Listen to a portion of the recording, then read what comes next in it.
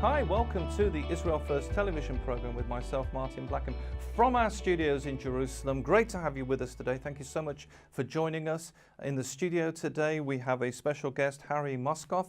Thank you so much for coming in, Harry, today. Rabbi Harry MOSKOFF's written the book, The Ark Report, talking about the Ark of the Covenant. And in the news, in the Jerusalem Post, there was a story that Harry's done. It's called The Enigma of the Lost Ark of the Covenant. And I know many of you are going to find this very, very interesting. Harry MOSKOFF was born in Toronto, Canada, moved with his family in 2005 to Israel. He's an ordained rabbi and managing director of MOSKOFF Media Israel. He's worked as a specialist in patent and trademark law in Tel Aviv, and he's an investigative archaeologist and author of the book, The Ark Report, The Ark of the Covenant and the Tunnels of Israel, which we will be talking about today. He lectures internationally. He's been featured on I-24 News, Jerusalem Post, The Times of Israel, Breaking Israel News, the Jewish Chronicle, RTS Switzerland, Media Slovenia, ATV Hungary. And it's such an interesting subject, Harry, the Ark of the Covenant. So thank you so much for coming into the studio today to talk about your book. So the first question that I've got is, you're not originally from Israel, you're from Canada. So how did you move here, and why did you move here? Well, how was via an organization called Nefesh B'Nefesh, which carries a lot of people, Olim they're called, people who want to make, Americans or Canadians that want to make Aliyah, move to Israel with their families. They make it easier, luckily, because there's a lot of red tape for everybody, who does live here. And if people are watching and they were, they've thought about making Aliyah, there's a website they can go to. Sure, yeah, nbn.org, I believe, .il. There might be a at the end there. But it's a great organization, and they literally bring, I think, 4,000 or 5,000 a year. Families, people get married on the plane. Like, it was just a party, It was a chartered plane. It was actually the first, I think this was 2005 when we came. And coming on to the book, the Ark Report that you've written about the Ark of the Covenant, so you came to live in Israel. Were you interested in the Ark of the Covenant before? How did you get into the subject? Well, I've always been interested as a child in this, in the temple and treasures, and the Ark Report sort of came as a natural evolution from that. But you know what? When you were asking the question, it sort of reminded me of something I thought a long time ago, that if we did move to Israel, I don't know if we would have done. I don't know if I would have had that inspiration. It really took moving here into the Holy Land, where you're inspired, everything sort of vibrates faster, from a spiritual perspective. So I started that. I started doing research as a hobby. I was working in law at the time. And even before that, when I was still in Toronto, I sort of started on this. Where are the temples located? Exactly where on the Temple Mount. And then I discovered this book called In the Shadow of the Temple by Meir Ben-Dov. Incredible book. He was a great archaeologist. I think it's in the early 80s he wrote it. And he started talking about the tunnels underneath the Temple Mount. And so I started asking myself, you know what? If the Dome of the Rock is where the temple stood, why would the tunnels that are talked about in the Mishnah, in the Jewish texts, where the priests, my ancestors, tunneled under to go to ritual baths, etc., why would it be so far to the south? So far, I'll put it this way to make it easier. If most people hold that the temple is where the Dome of the Rock stood. Right. But if that's the case, then why did they have to tunnel so far to the south underneath to get to these baths, etc.? It must be, or it could be, a theory that maybe it's not there, in fact. So I started doing all this research. So so that you know what's this is all about, you've got the Western Wall, where is very common for tourists to come, and that's one of the retaining walls of Temple Mount. Yeah. And then you have to ascend to Temple Mount, which is quite tricky in itself. Sure. And then, of course, if you do ascend to Temple Mount, there's all the thing about mikvahs, which you were talking about, the ritual, which is something that had to be done for for people to ascend to Temple Mount to be pure, to go up there, they had to go to the mikveh, the ritual bath, and that was further. They were further to the south, right? So, right on the southern side of the Temple Mount, which is where a lot of the excavations are. Actually, you can see that tunnel even today. It's restricted to the public, but is there some? I mean, if you go there today, if we were to go today, or if you are in Jerusalem and you go there, there are some kind of works.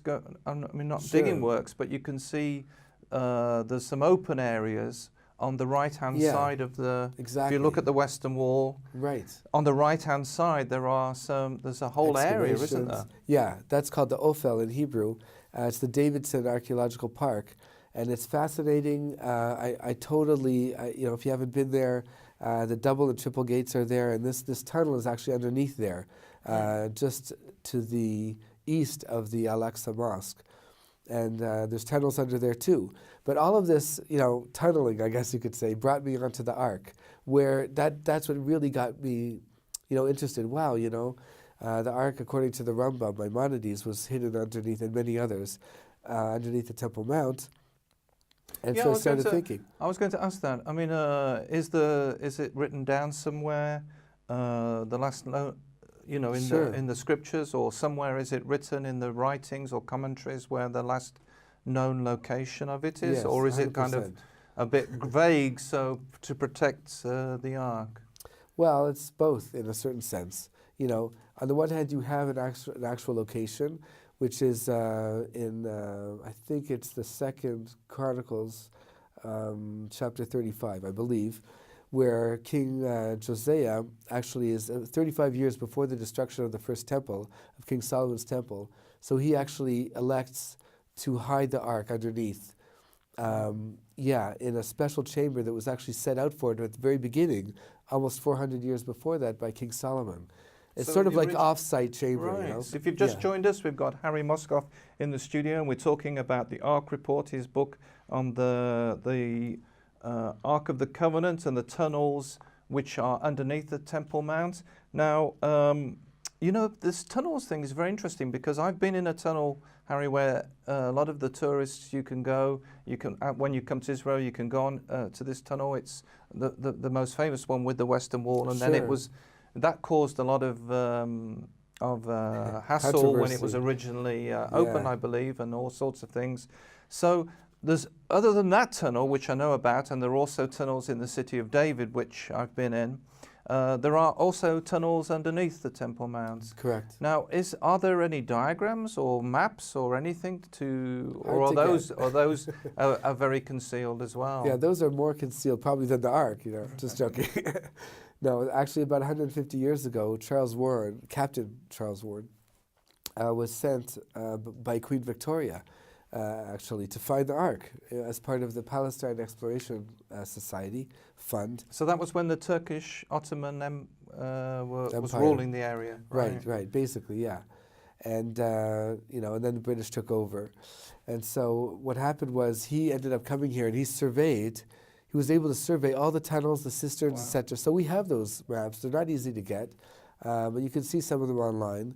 And there you can actually see which cisterns. You can see a lot of things that for sure we can't do. Obviously today it's like, impossible practically from all kinds of different perspectives. But I heard there was 45 tunnels, is that right? It is, or even more maybe. Yes, that's true. Not known about. That's 45 tunnels underneath. Oh, the Temple Mount is huge. It is a huge area, and you would be more familiar with the Western Wall part of it, and then it goes all the way to the Davidson, as you were saying, the Davidson Park and the city of David, and then it goes to the other way. Right. So it's a massive area. Now, one of the fascinating things about the Ark of the Covenant in the Bible is that. It seems to be something which you have to, we've got the holiness elements, but it's also very dangerous if you're not a Levite, and you can read about this in your Bible, that if you're not a Levite, to be involved with it.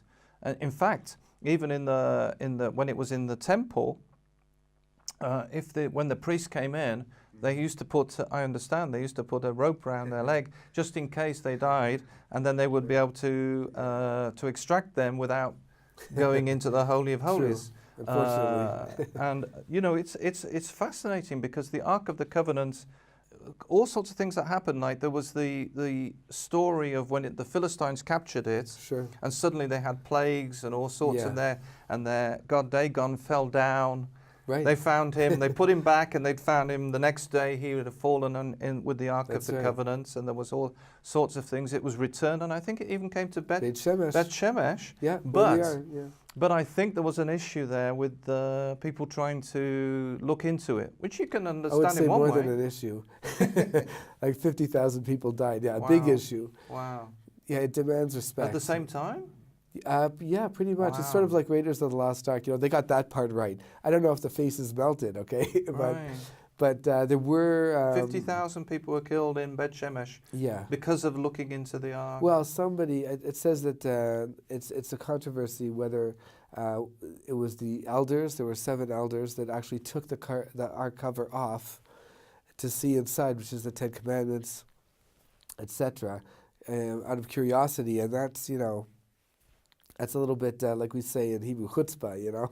It's not it's not one of those things that's done without permission, so to speak, on high, you know. And then it came to Jerusalem, and then there was another problem. There was someone, they brought Uzzah. it on a cart, and then Uzzah tried to, obviously, it's, you know, it's hilly.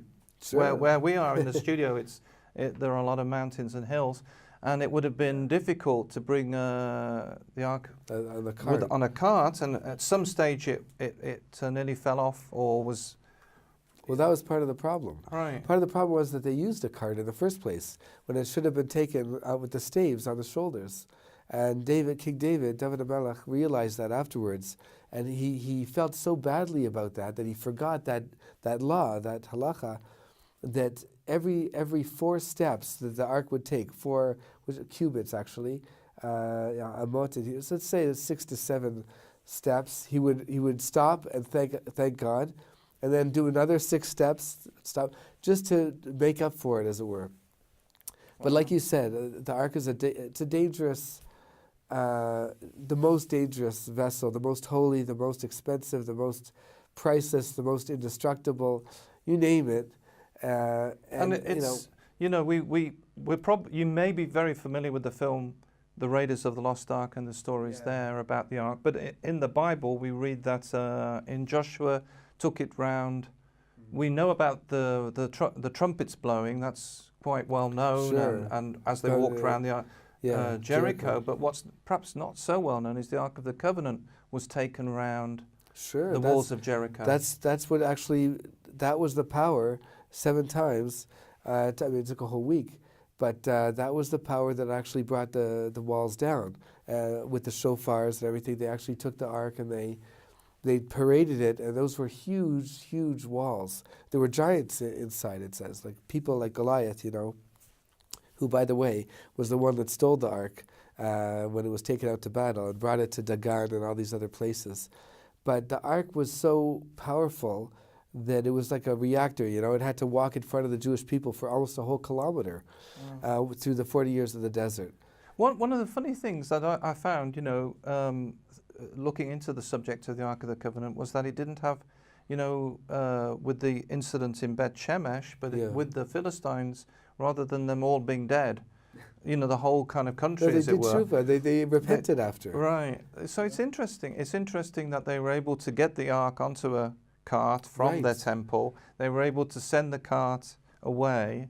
They did offer, you're right, there was offerings they made to... And we still have those, by the way, believe it or not. They sent 5 golden mice because it was a whole plague.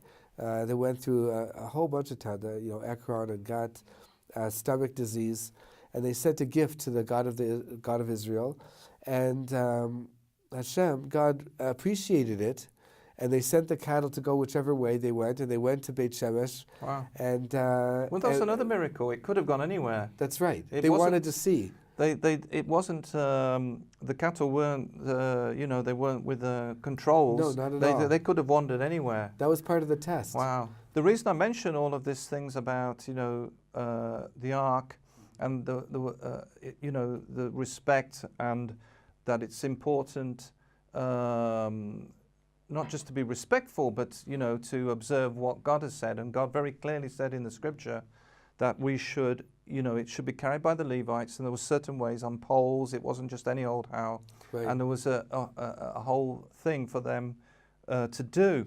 So why I'm saying all of that is that nowadays, in the age that we're living in, and with your book, the Ark Report, and finding the lost Ark, isn't it a bit, isn't it problematic? Because if they're not, if we did find the Ark, or someone found the Ark, if they're not Levites, well, that's the thing. Or coming with respect, or whatever, something happens. In fact, there's very inside the book you talk about the quest of Rabbi Yehuda Getz, who was sure, that's a good example. This is underneath the Temple Mount, in the tunnels. And what happened to Yehuda Getz? Well, he actually was a Levite, but he wasn't a priest. Right. My ancestors were priests, actually. Maybe that's part of why I'm so interested in this. And my mother and my father and my wife, everybody is around me. But he, in order to go after the ark, as it were, there are a couple conditions. One of them is, you have to go to ritual bath, of course. You have to be a priest with a heritage, lineage, that's proven, that goes all the way back to the Second Temple, which is not easy to do. And did you have to wear certain clothes? Yeah, or is there's that priestly. right? It's sort of a dispute amongst the Jewish sages whether that's necessary or not. But ideally, it is preferable. You have to, obviously be prepared for going down there. But it is very dangerous. Even before Yehuda Getz went down there, he wrote a letter to the Lubavitcher Rebbe, which was a big sage at the time in New York, and he wanted his advice, because it was a real miracle. Like after the '67 war. And this has to do with Rabbi Goren also. So did he have maps, or was he just exploring? Well, he had a relative idea. He went to Warren's Gate, which is one of the gates of the Western Wall Tunnel, and he saw some water coming out, which was a cistern. I think it's number 30. And he started going in there and breaking down the wall, as it were. It wasn't such a big wall. It's one of the old entrances to the Temple Mount from 2,000 years ago. It's still there today. You can see it. Wow. Now, of course, it's all covered up. Right. But he decided to go in after it, even though the Rebbe said it's very dangerous and your life is at risk. And he was suggesting not to do it because, when you take the ark or something like that, or maybe any temple vessel of that type of holiness, you have to be careful, So was he? What do you think he was going there just to look at it, or was he going there to collect it? He wanted to collect it because Wow. it says Nachmanides, Ramban writes that the person who gets the ark, in particular, that'll bring on the Messiah. That'll bring on it'll be a catalyst. So he was prepared. He says to even sacrifice his life to go in after it, even though these big rabbis are warning him, saying, and he himself was a big rabbi. He was a big Kabbalist, a mystic. Rosh Hashiva. So, but he decided to do that, and I have an interview on my YouTube channel that actually shows that he went in there, and he says with Rabbi Goren, who was the chief rabbi of a lot of the holy places in Israel at the time, he waited about 15 years after the 6-Day War, when Israel had access. And he says he saw the glittering, he saw the gold there, he saw a whole bunch of... So was there other things as well as the ark, or is it just the ark itself that's in this area? Well, in that particular chamber, it's just the ark. Right. Right? But it says in another place, in the Gemara, in the Talmud, that certain parts of the tabernacle are also buried underneath the Temple Mount, which is very interesting. Yeah, the boards of the tabernacle and the courtyard, the different curtains, etc. So that's under there in a different spot. Wow. So he was able to go in, but when he came, it was Teddy Kollek, who was the mayor at the time, tipped off the press, and which was not a great idea. But he was a very left-wing, and I don't know.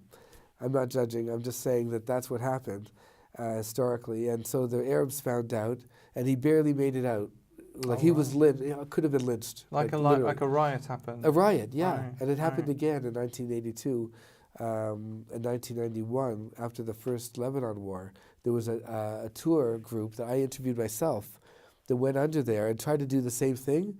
Actually went through and started banging during before Rosh This Hashanah. is using Warren's Gate, which was available at that time. At that time, actually, we were mentioning before that they were digging the tunnel, extending it to Via Dolorosa northward, the Western Wall tunnel. So during that, there was all kinds of utensils and tools and stuff lying around. And at 12 o'clock at night, when the Jews above were preparing for Rosh Hashanah, when there's a lot of, praying and yelling and, so they actually went and they got through and no one heard. And this incredible thing happened that I have in my book. The floor, the ground started trembling like a mini earthquake. And it didn't stop. And they stopped in their tracks and they were like, what do we do? And it kept on trembling. This is what he told me. There were about 10 people on this tour. And eventually they went back out and they said, you know what, we're going to call some of the rabbis and see if it's time yet. So they said, one of the rabbis said, yeah, go ahead, help bring the Geula, help bring the redemption. The other one said, don't, and they didn't know what to do. And they called another big rabbi, the Lubavitch Rebbe, and he said, don't. So they withdraw and the tremors stopped.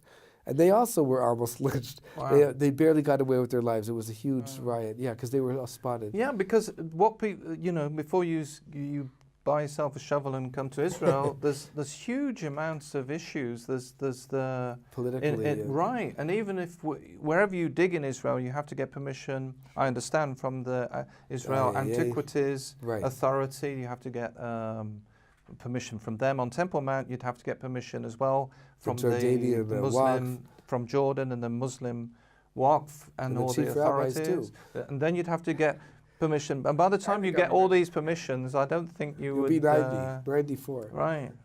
Which is amazing, really, because it's in a kind of a strange sort of a way. It's hiding the art because with all these different it's just very interesting. Yeah, I should say if people want to get in touch or more information, they can check out the website as well. It's www.harryhmoskoff.net, and there's an address there. Anybody is welcome to it. It's available at Barnes & Noble, and I thank you for the offer to be here. You're doing incredible work. People like you that we need so badly now to strengthen Israel in face of, UNESCO and all these other the PA, everybody that wants to take away these holy spots. So my work does that. It strengthens it, and what you do here at First Israel and with your TV, thank you very much, Martin. Thank you. Thank you, Harry. I appreciate that. Great to have you with us. Thank you so much for joining us today, and we look forward to seeing you next week.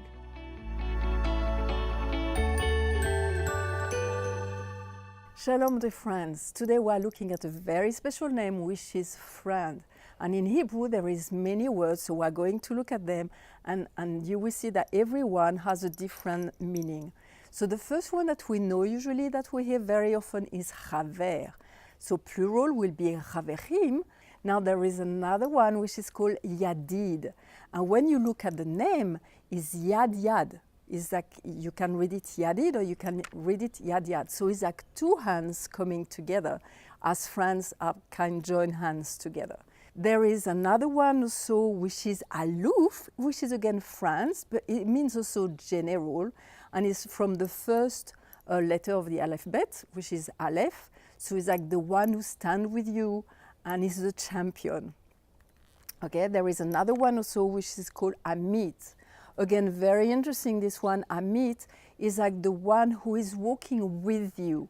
Like you can see at the beginning of Amit, Am, and Am means nations, or also because there is different way of saying the thing, is also Im, which means with. So you see, it's your friend who is walking with you. It's amazing to see how many names are in the Hebrew language just for friends. There is a beautiful one also, which is not used so much, but is like, again, very special. It's called Ish Shlomo. Ish means man, and Shlomo, you know, you can hear the name like Shalom. So he's the one who walk with you, you know, he's like an old friend, and he's standing with you all the time, and there is peace between both of you. And so there is also the name Dod. Also Dodi means like he's my friend, he's my beloved, but is also the connotation of friend. And you can see it in the beautiful passage in Song of Songs, which is Ani le Dodi ve Dodili, which is I am my beloved and my beloved is mine. So you see it's again something strong. Now you know that Abraham was called the friend of God. And so I looked at the things, and there is not written Chaver, but is written in few places, one in 2 Chronicles 20, verse 7, and he said, Abraham o Avra, because it's like for you. So it's Ohev, the name friend, but it's O Avra because it's your friend. So it said that Abraham is the friend of God.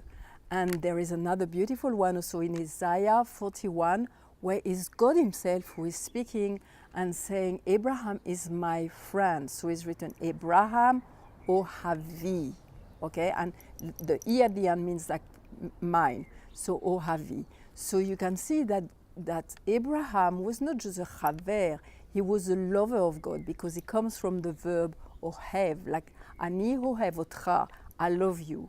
And this is from that. So isn't it amazing? Abraham was a lover of God. And this is like very, very strong. Now we look at few words together. So many names for friends. We can just look at few. We look at the chaver, the friend, which is the one who is used very often. You have also yadid, you have dod, and you have aluf.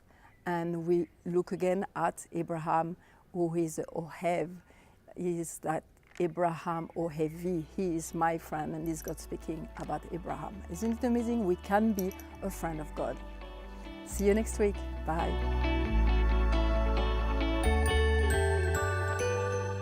Well, thank you so much for joining us today as we've looked at the Lost Ark of the Covenant with our special guest, Harry MOSKOFF.